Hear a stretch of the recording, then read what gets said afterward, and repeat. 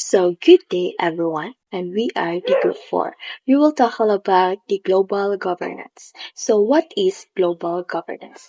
Global governance is a purposeful order created through institutions, processes, norms, agreements, and mechanisms that regulates action for the common good. So global governance is like a system that helps countries and organizations work together to solve global problems.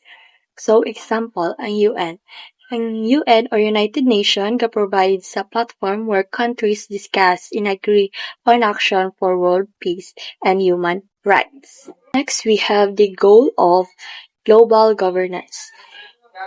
Ensure peace and security, prevents wars, and promoting cooperation in peace treaties. So next, promote justice and conflict mediation.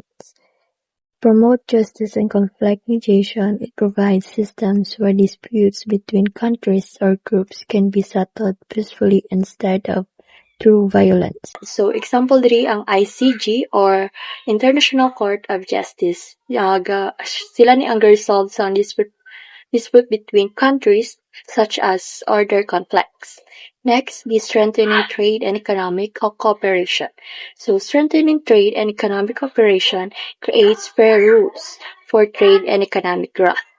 So example diri ang WTO or World Trade Organization which ga-ensure sila countries follow fair rules and reduce unfair barriers through trade. Next, the manage global risk or example diri in pandemics and climate change. So, ang manage global risk, it helps countries coordinate responses to worldwide threats that no single nation can solve alone. So, example diri ang COVID-19 which is hindi lang isa ka bansa ang naapektuhan kundi buong mundo. And kinahanglan sang global cooperation which is ang WHO or World Health Organization ang nagahatag sa tunsang guidelines and nagbulig para matagan kita sang bakuna. Good day everyone, I'm Louis Andrew Sapatan from the Bachelor of Technology and Livelihood Education, major in Industrial Arts. And to continue, we have the cooperative action beyond national boundaries. So in my topic, I will going to introduce the concept of global governance, kung paano ang nations, organizations, and institutions cooperates across borders para masolusyonan ang global challenges. First, what is global governance?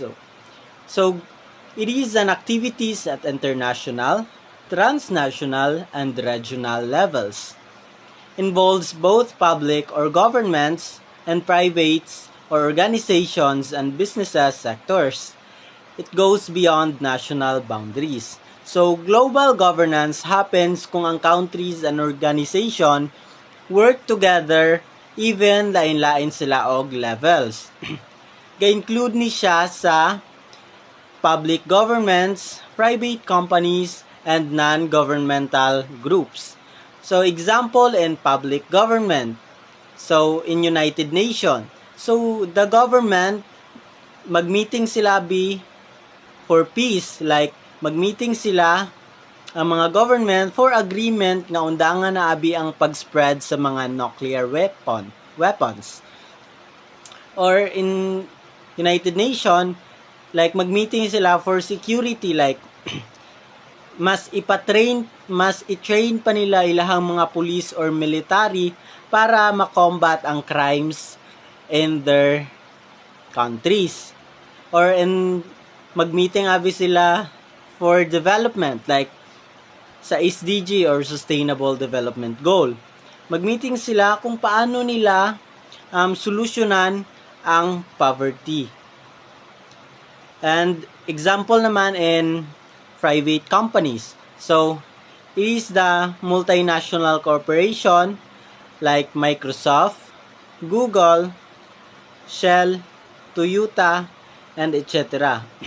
Example, mag-meeting ang activities nga obrahon is mag-meeting naman ang global governance or mga government like paano nila ma-avoid ang mga fake news sa Google. So what makes it unique is that it extends across nations borders para masolbar ang mga issues nga dili kaya i-handle sa usa ka country, like mga issues nga climate change, trades, or security. Next, we have basis of global governance. Cooperative action guided by rights, rules, enforced through initiatives, financial incentives, and moral incentives.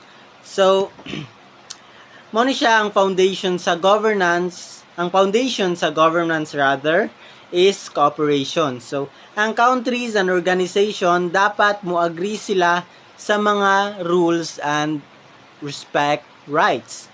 Example sa rules and respect rights sa Universal Declaration of Human Rights, like rights of the child, or mga trade rules like free trade Then in financial incentives naman, it is like money-based rewards or penalties like sa trade or sa financial, like pag dili nila sundon ang rules kay may penalty, mubayad sila og kwarta.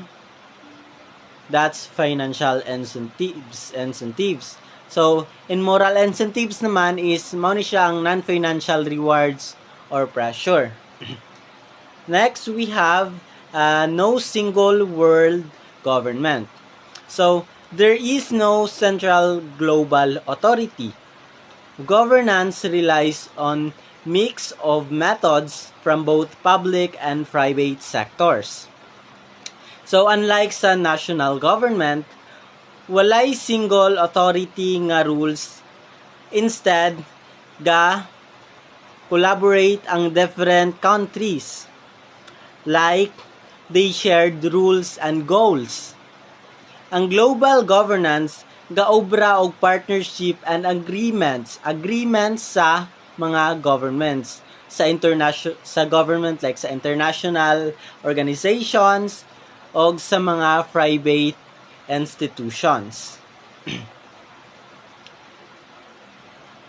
Next is basic elements of global governance.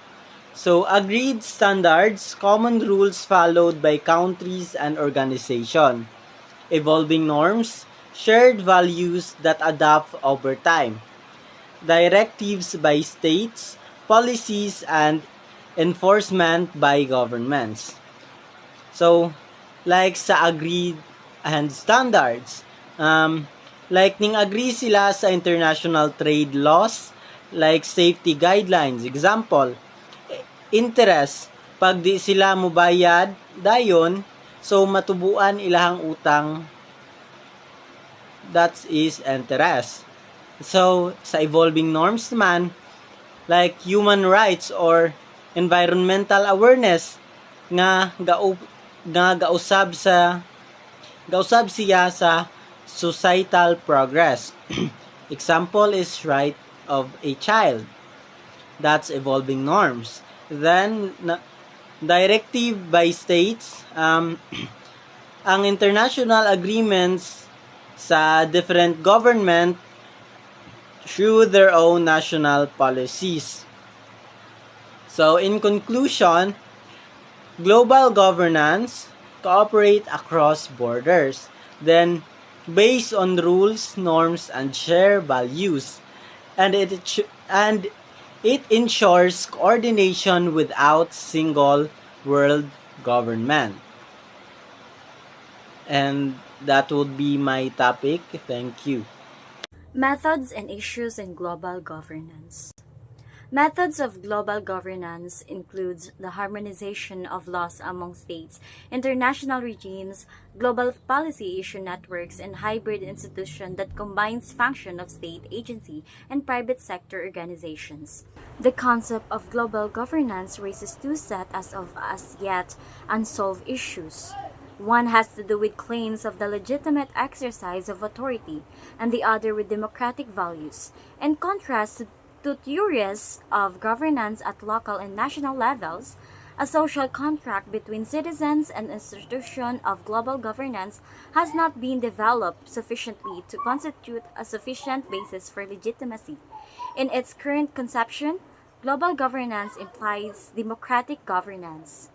However, the reliance on scientific and professional bodies to set standards, rules, and procedures on bureaucratic agencies of the state to implement policies, and on voluntary organizations to monitor compliance, none of which are based on democratic principles of representation or equal participation, raises questions about the compatibility of democratic values and the concept of global governance. Okay guys, by the way, I'm John Aldrin Pinufel, and let's continue the global governance.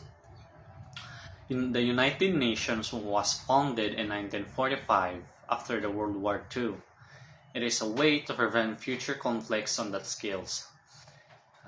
The UN is the leading global governance institution with 193 member states, primarily tasked with maintaining international peace and security through the Security Councils.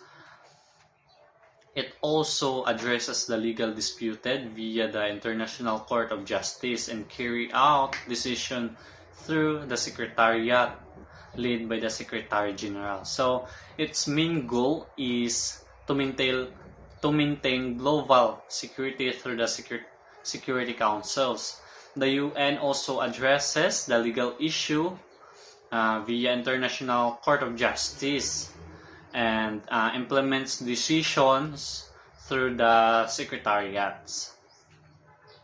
Okay, since 1945, the UN has expanded its mandate to promote global prosperity and stability, notably through the 2015 Sustainable Development Goals, or SDG, that sets shared target for the planet or for the planet's future.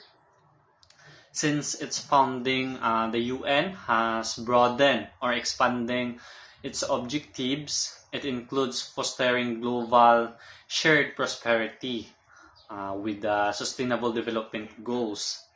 They addressing the issues such as poverty, inequality, and environmental sustainability. So, beyond the UN, the World Bank and IMF, also known as the Bretton Woods World's institutions.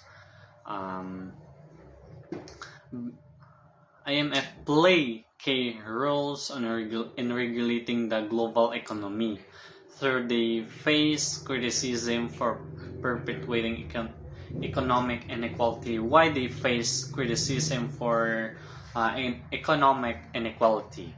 Because the World Bank and the IMF was gapalon, for example, gapalon sila through the states sa mga iban nga states, like for example katong mga 193 states is like galon sila for example kita ang Philippines is galon sa World Bank, and then ina is makakreate sa economic inequality because ang loan, it has an interest, and that interest is gasaka, and then ang aton budget, like for example may budget sa schools for children, ina nga budget is for 50 million, and then ang ina nga budget is tungaon sa or buhinan sa sang Philippines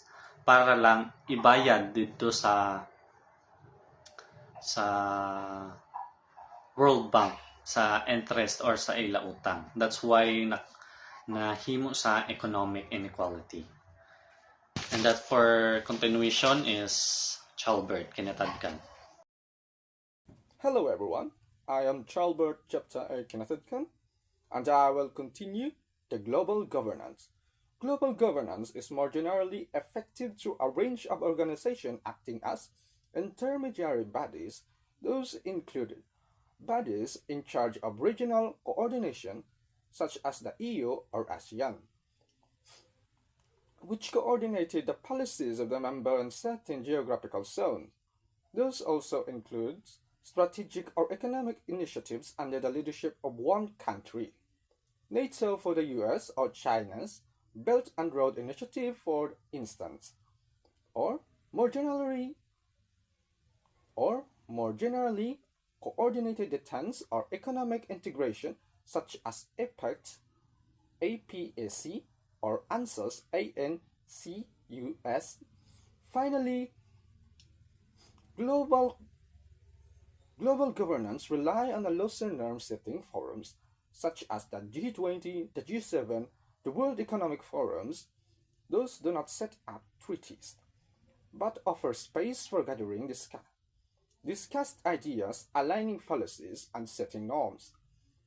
These last categories can be extended to multiple stakeholders in this institution that aims to align global standards.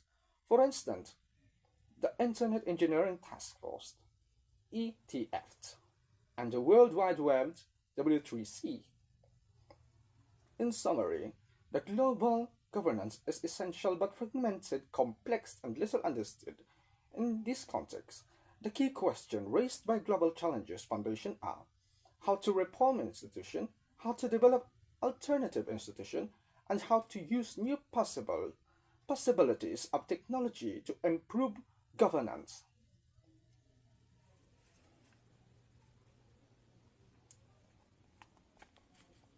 So,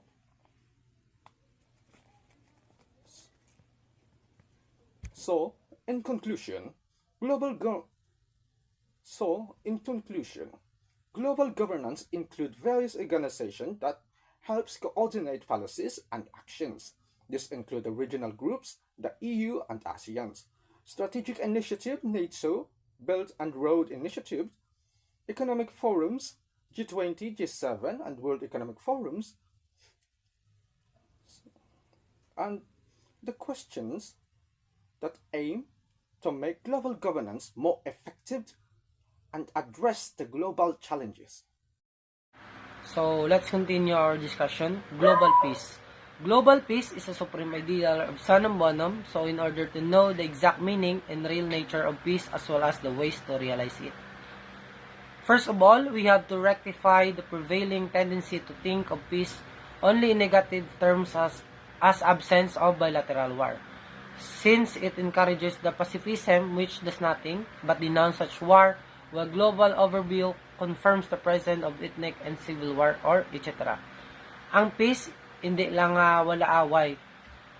Hindi naton dapat lang tawon ang kalinong o kung peace. Amo na ang wala away o gera. Kay bisan wala gera, mayara Japon,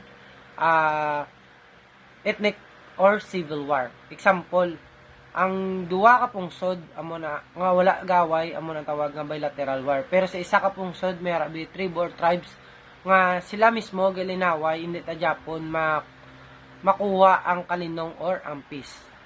Accordingly, the negative definition of peace should also include elimination of wars, sometimes peace as opposite of violence.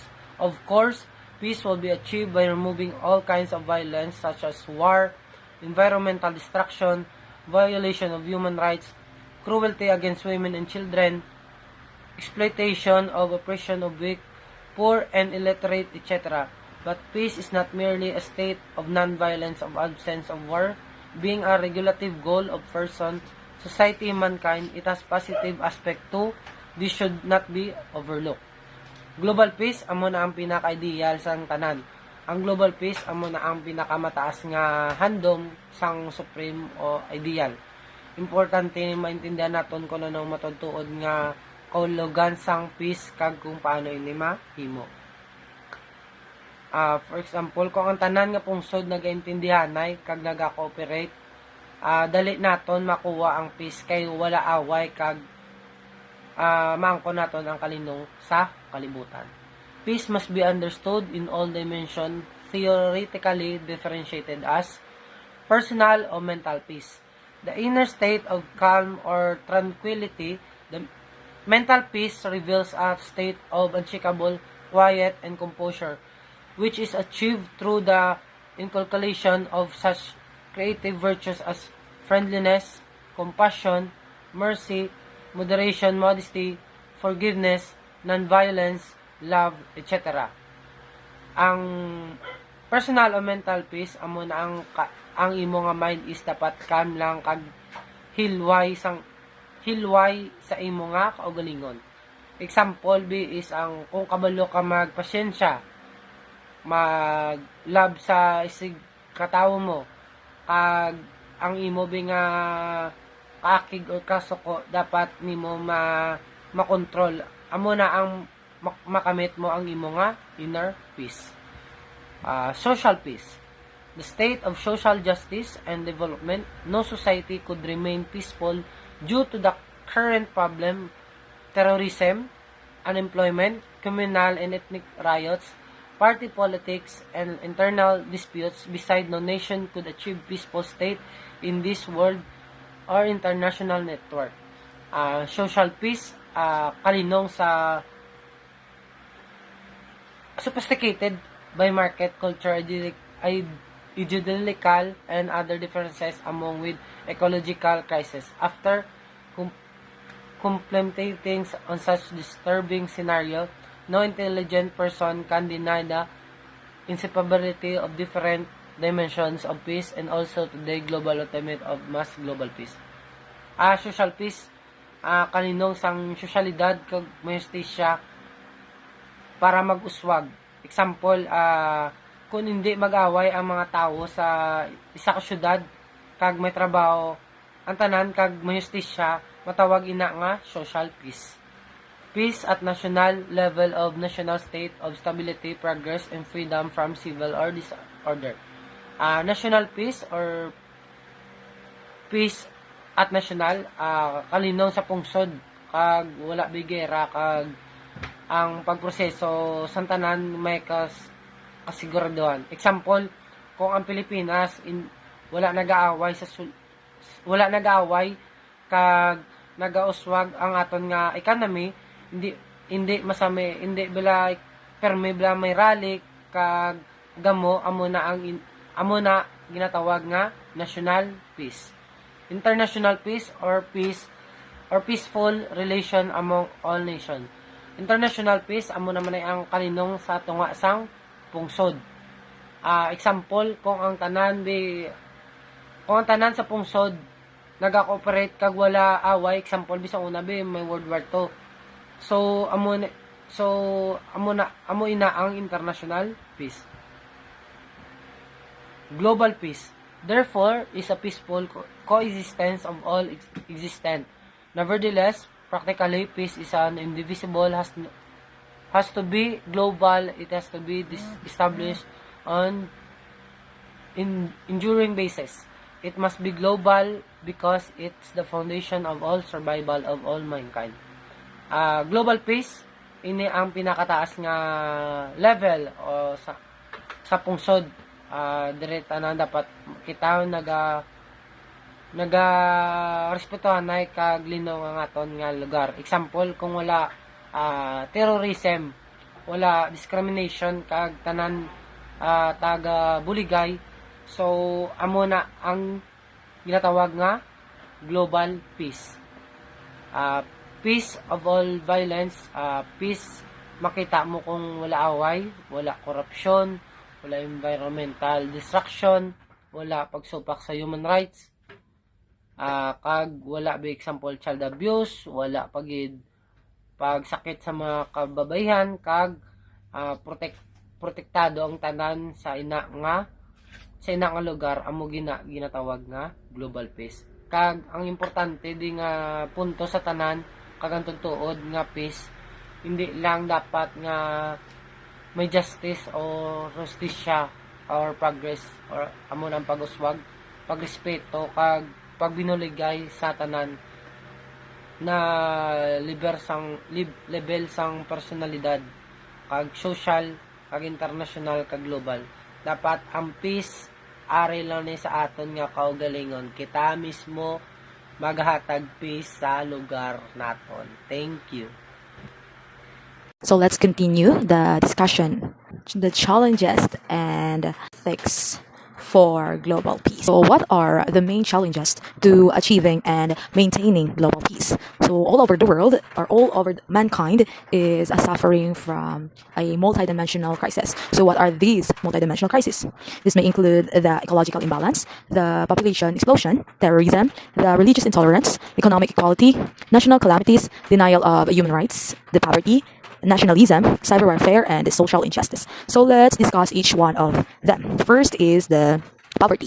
So poverty is the state of condition in which an individual lacks the financial resources and essential for a basic standard of living. So it is very common mostly in the Philippines and other country na kapigado gyud sila tungod sa mga lack of financial resources and the essential for basic standard of living. Second is the ecological imbalance. So ecological imbalance is the descriptions of a healthy economic natural equilibrium where the interconnected relationship between living organisms and their non-living environments are thrown out of balance by external disturbance. So there are common causes just like sa deforestation. So ang mga puno, syempre kung naguba ang mga puno, also nagka-cause ang habitat destructions ang mga sapat biskan din nila magkadto, and also maka-cause man sang pollutions na maka-trigger sa aton nga climate change. Next is the population explosion. So population explosion refers to a rapid and dramatic increase in the size of a population, typically characterized with high birth rates and declining death rates. So that may cause ang pagdamo sang populations ang mga bago pagbata and nagadutay ang death rates. Next is the economic inequality. So economic inequality is an even distribution of economic resources such as income, wealth, and assets among different groups in society. So economic inequality nagasuffer ang sa lower ranking because they have less less ang ilang income, and also ang ilang mga asset, and also mas nakabintaha gid ang mga higher ranking, which is ara sa mga government rights. So what is denial of human rights? A denial of human rights is the act of actively suppressing or passively refusing to guarantee the fundamental rights that are inherent to all human beings, regardless of their status, by individuals, groups, or government. So denial of human rights, these rights includes the rights of freedom of speech, the rights of education, the right of health. So when the government fails sa sining rights, sa sining right nang protect, respect, and fulfill the rights, syempre, ano matabo? Gasuffer ang mga sanubo, like mostly our people sa Philippines. Next is the religious intolerance. So religious intolerance is the inability or refusal to acknowledge, accept, or accommodate the religions, beliefs, and practices of others, often leading to negative attitude, discrimination, and even persecution against individuals or groups of a different faith. So example of the behavior, nagabaisay kamo, lain kamo sang religion. Example, ako is Catholic and siya is like Baptist. So nagaabot ang pag-argue nga gina-attempt niya ma-force nga ay tsakto ko kay amo ni siya nang mas gina-insist ko pang ako nga religion sa sina nga bagay imbes nga nangin respect in each of the religion sa isa kag isa. Next is the natural calamities. So what is natural calamities? Natural calamity is a destructive event caused by naturally occurring phenomena such as floods, earthquakes, hurricanes, and volcanic eruptions that results in significant loss of life, human suffering, property damage, and environmental destruction. So natural calamities, syempre, it is normal to have these calamities kaya syempre hindi natin ma-predict kung anong kakalatabo, but it is up to us man kung paano natin maghalong and also mag-save sa ating mga nature so that nga ang nature magabuli man save sa ating kabuhi. Next is the terrorism. Terrorism is the unlawful use of violence and intimidation, especially against civilians, in the pursuit of political aims. It's a method of aggression that utilizes or threatens to utilize violence in order to spread fear and their attain political or ideological goals. Mostly man guro nakakita mo sa mga terrorista nga sa isa ka nation may nakikita terrorist. It's either political matter or personal para maghadlok lang sa government or in their personal matter lang gid. Next is the social injustice. So social injustice refers to the unequal treatment of individuals or groups within a society, leading to a disadvantages for some based on factors like race, gender, economic status, or other inherent characteristics. So social injustice is unfairness, mga bias, practice, mga denial sa equal rights, opportunities just like sa education. So Example kung sa una, kung ano po yung mga example, mga nigra ko or negro. So, I have no rights to have the opportunity to access education because may mga qualification and also sa employment. Have a qualification nga dapat siya nakagraduate ka ni, dapat may mo na, dapat mo siya. And also sa healthcare, mostly gakalatabo mo na sa subong kay syempre nga ang gako lang man financial and also sa housing. Mostly there are people nga wala gyud sila house tungod sa mga kapigaduhon kay and also sa their lack of mga opportunity nga makatrabaho. Next is the cyber warfare. So what are this cyber warfare? Cyber warfare is the use of computer technology to disrupt the activities of state or organization, especially the deliberate attacking of information system for strategic or military purposes. It is very common this time kay tungod nga we are in the digital era, so it is very easy lang nga maka attract this kind of war according this in base of sa cyber tungod nga easy lang like Example lang nakatapas. And also, kung may mayara sila knowledge, amo na siya nga site, like gusto na nila i-hack ang system, example sa government, pwede lang nila ma-hack tungod nga very knowledgeable sila sa sinang time. And also, nang ginahimo na nila kung example kung may against man sa sinang government, so ginahambal na nila nga, okay, so hack that system so that maka-advantage man sa ila. Next is the nationalism. So nationalism is an idea or movement that holds that the nation should be congruent with the state. As a movement, it is presupposes the existence and tends to promote the interest of a particular nation, especially with the aim of gaining and maintaining its sovereignty or self-governance over its perceived homeland to create the nation's states. All those are the multi-dimensional crises. So let's go to the principles of global ethics. So principles of global ethics, we live instained by the cruelty, the torture, conflict, and violence, which are it's not a natural condition. Siyempre, pagtao pa lang, ara na tanan ng mga conflict, ara na tanan ng mga torture, ara na tanan ng mga war, ara na tanan nga ang kalain sa kalibutan. So, nag-cause man ni something magkakasuffer sa human being and also maka-harm, last maka-destroy sa aton. So, global ethics, the principle of global ethics must be adhered to by ideologists, politicians, moralists, social science reformers, religious authorities, educationalists, media and military personnel, scientists, as well as ordinary citizens of the world. So global ethics is found that peace must be achieved when exploitation and discrimination will be replaced by equality dominant, by autonomy, fragmentation by solidarity, marginalization by participation in policy, making virtual relationship among nation and horizontal relationships, hierarchic progress by surpassing progress, diplomacy by transparency, and wants by need. So according to Hans Jonas, insofar as it is the fate of man as affected by the condition of nature, which makes our concern about the preservation of nature a moral concern. So, ano ginapot silingon ni Hans Jonas in this statement niya? So, according to the quote of Hans Jonas, as a human, our moral duty is to protect our nature arises from how nature impacts human being as a human being. So he argues that because of our well-being is tied sa state sa nature, so we have a moral obligation to syempre halong sa iya and also ang pakatugay na nga kung ginhalungan taman nato nature, so magabalas man ang nature nga halong sa aton.